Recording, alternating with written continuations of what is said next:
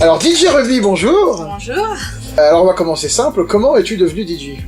En fait, ça fait à peu près quasiment 2 ans que je danse de la kizomba. En allant dans des soirées régulièrement sur Paris ou Rouen ou autre, j'avais vraiment l'impression que ça me suffisait pas. J'avais vraiment l'impression que que je voulais plus, que je voulais participer à plus que ça, que juste danser. Donc, je voulais vraiment me spécialiser dans la kizomba. Et donc tu as déjà plus ou moins répondu, mais ton style comme DJ du coup? Mon style principal c'est la kizomba. Et donc je mixe dans des soirées généralistes, que ce soit latino, généraliste, zouk, d'accord. Ouais, ta spécialité c'est plutôt ça, mais tu fais aussi et ma spécialité c'est la kizomba. Et qu'est-ce qui te plaît dans le fait de faire ça? T'as déjà aussi plus ou moins répondu, mais... Ah non, mais c'est la sensation. La sensation de se dire que les gens dansent parce que tu leur as mis des sons qu'ils aiment et parce que t'as véhiculé tout ça. Oui, c'est le partage avec les gens. En fait. C'est énorme.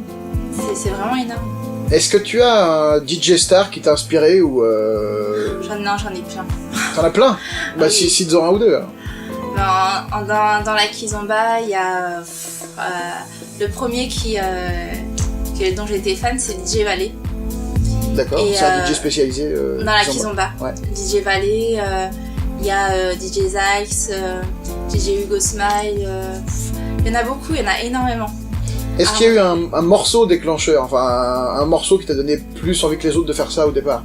Alors pas forcément DJ même, qui t'a fait aimer la kizomba ou... Ah, pour la kizomba, oui, c'était, je suis tombée sur une vidéo sur YouTube d'un couple italien de danseurs et qui dansait sur un remix de Chris Brown en kizomba.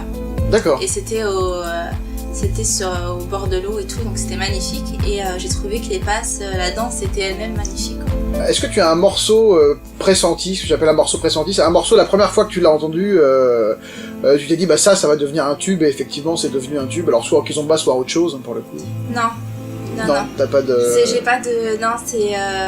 Et à l'inverse, est-ce qu'il y a un morceau qui a beaucoup marché et où tu comprends pas pourquoi ça marche parce que t'aurais pas imaginé que ça pouvait marcher? Despacito. Despacito. Ah, en oui, plus c'est du latino en plus ou moins. Enfin, c'est pas de la kizomba mais oui.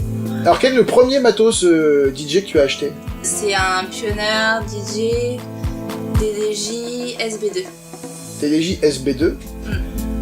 Tu es toujours sur celui-là ou tu ouais, je suis toujours sur celui-là et en attente d'un achat à Cadoua en fait. Quel est ton meilleur souvenir de soirée? Non, que ce soit... non, c'est différent à chaque fois. Et à l'inverse, est-ce que tu as un pire souvenir de soirée? Oui, ma première. Ouais. J'étais tellement stressée, tellement paniquée.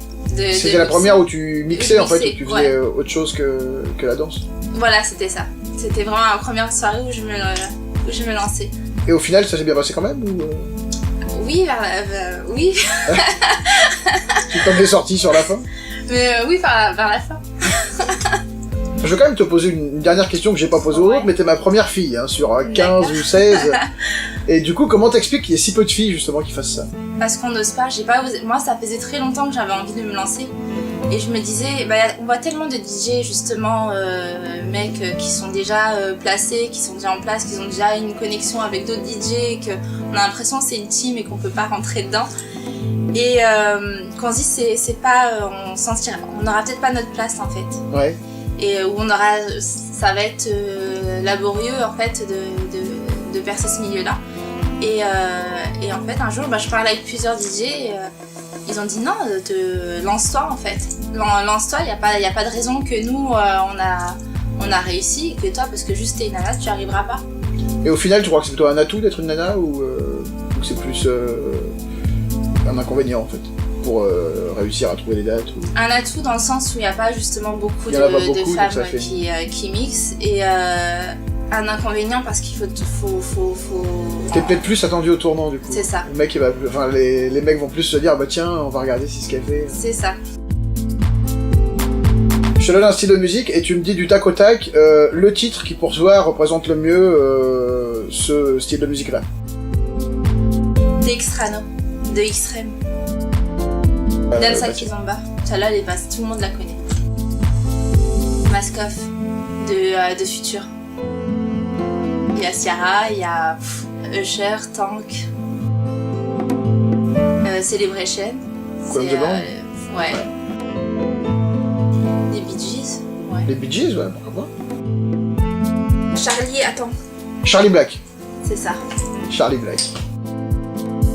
Je vais dire Jamis. Major. Why I Love You. Why I Love You. Voilà. DJ Ruby, merci. Merci à toi.